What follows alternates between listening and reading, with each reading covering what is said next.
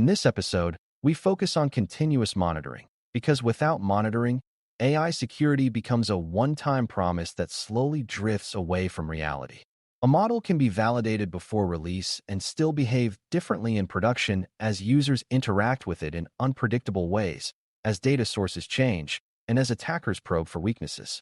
Continuous monitoring is the practice of observing the system and its controls over time so you can detect problems early, respond quickly, and improve steadily. Beginners sometimes assume monitoring is just collecting logs, but monitoring is more than storage. Monitoring means choosing the right signals, turning those signals into meaningful alerts, and ensuring someone acts on those alerts. It also means monitoring not only the AI system itself, but the controls around it, because controls can fail quietly when settings change or when processes stop being followed. The goal is to build a monitoring capability that protects trust and safety without overwhelming teams with noise. Before we continue, a quick note. This audio course is a companion to our course companion books. The first book is about the exam and provides detailed information on how to pass it best. The second book is a Kindle-only ebook that contains 1,000 flashcards that can be used on your mobile device or Kindle. Check them both out at cyber.author.me in the Bare Metal Study Guide series.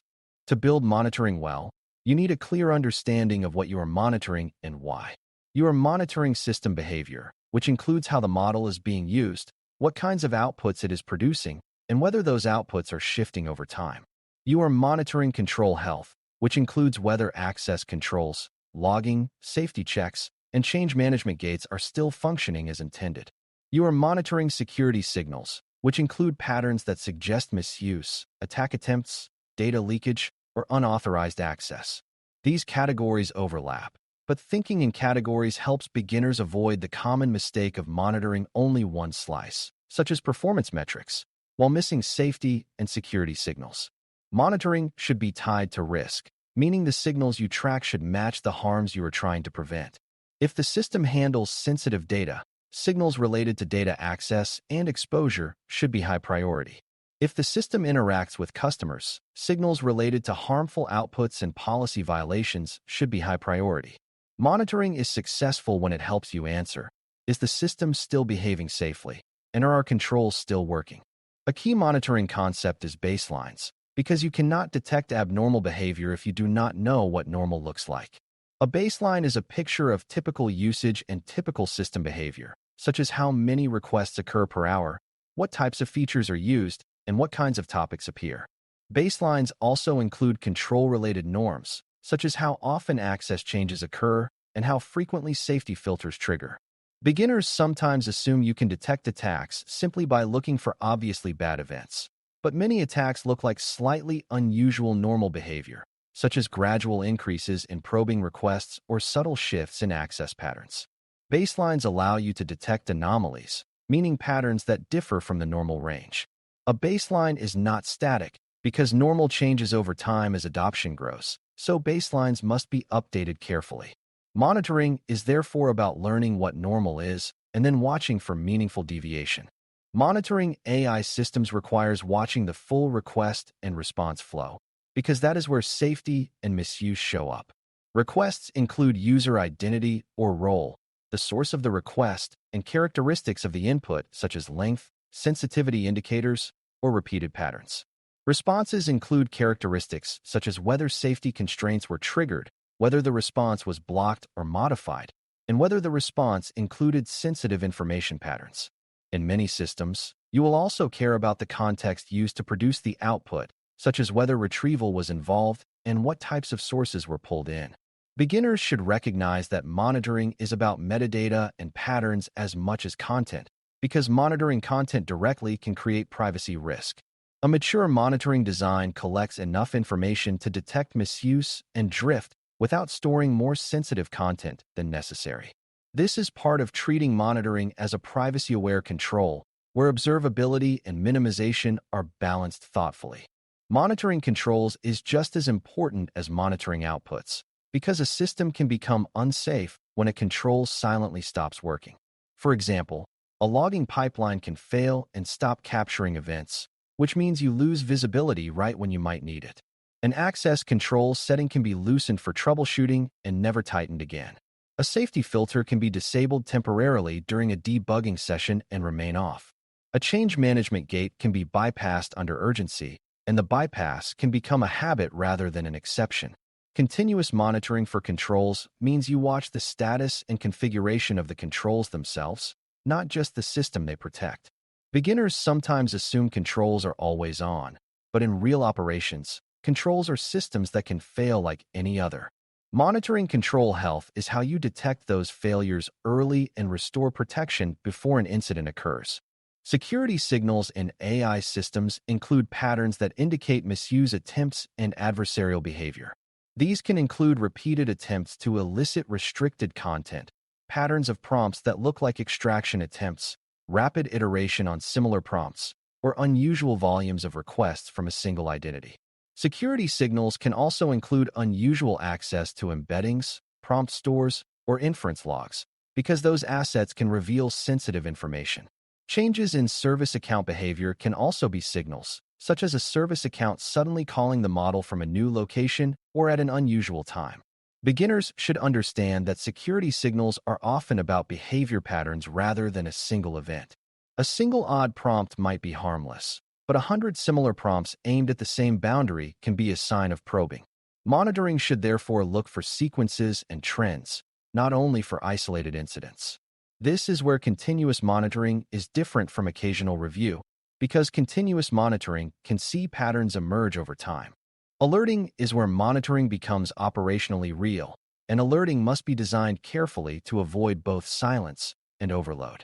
If alerts are too sensitive, teams get flooded and start ignoring them, which makes monitoring useless. If alerts are too strict, important issues are missed, which can lead to surprise incidents. The right alerting strategy is tuned to risk, with higher priority alerts for high-impact signals such as suspected data leakage, unauthorized access to sensitive stores, or sudden changes in safety filter behavior. Lower priority alerts might include gradual increases in usage that could be normal growth or early probing. Alerting should also include routing, meaning the right people receive the alert, and escalation paths exist when alerts indicate serious risk. Beginners should see alerting as part of human oversight, because an alert without an owner is a message to nobody.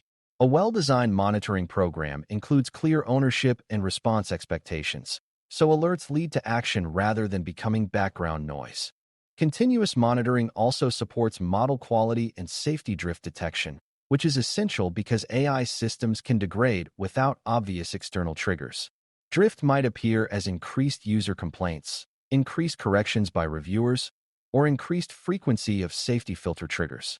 Drift might also appear as changes in the kinds of outputs produced for similar inputs, suggesting the model or its context has changed. Monitoring can track these patterns using metrics that reflect trust and safety, such as rates of flagged outputs, rates of human overrides, and categories of issues observed. Beginners should understand that this is not about measuring the model's intelligence, but about measuring its reliability and risk. When drift signals appear early, teams can investigate and adjust before drift becomes harm. Continuous monitoring therefore acts as an early warning system for both security and safety issues. Monitoring must also be integrated with change management because changes are a major source of new risk. When a model version is updated, monitoring should be ready to detect regressions, such as increases in unsafe outputs or changes in access patterns. When a data source is added, monitoring should detect whether that source introduces sensitive content into prompts or outputs unexpectedly. When a new integration is deployed, monitoring should observe how usage changes and whether the integration creates new pathways for misuse. Beginners should understand that monitoring is not only about detecting attacks, it is also about verifying that planned changes did not produce unplanned consequences. This is why monitoring and evidence are closely linked. Monitoring provides continuous evidence of system behavior, and evidence is what supports governance decisions. A mature organization uses monitoring evidence to decide whether to expand usage, tighten controls, or roll back changes. Another important monitoring concept is the distinction between monitoring for detection and monitoring for investigation. Detection monitoring focuses on quick signals that suggest something is wrong right now, such as a suspected breach or an active misuse pattern. Investigation monitoring focuses on collecting enough detail to reconstruct what happened and why, such as tracing which model version produced an output and what context was used. These goals can conflict because investigation data can be sensitive, so you must design careful access boundaries. For example, investigators may need deeper visibility into prompts and outputs, but that visibility should be tightly restricted and audited. Beginners should see this as a layered approach. Most people see high-level signals and alerts, while a smaller authorized group can access deeper evidence when needed. This design keeps monitoring useful without turning the monitoring system into a privacy and security risk itself. Continuous monitoring is only effective when it leads to continuous improvement, because monitoring that never changes anything becomes a passive reporting system. When alerts occur, teams should analyze whether the alert was meaningful and whether controls need tuning. When patterns of unsafe outputs appear, teams should adjust guardrails, review prompts, and strengthen validation tests. When access anomalies occur, teams should review roles, rotate secrets, and tighten permissions. When control health issues appear, teams should fix the pipeline and adjust processes to prevent recurrence. Beginners should understand that monitoring is the feedback loop of risk treatment. It tells you whether your controls are working and where risk is moving. Over time, monitoring becomes the engine of maturity because each cycle of detection and improvement makes the system more predictable and safer. This also aligns with Task 12, which is about controls surviving and adapting through real operations. It is also worth noting that monitoring should respect privacy and avoid unnecessary collection of sensitive content.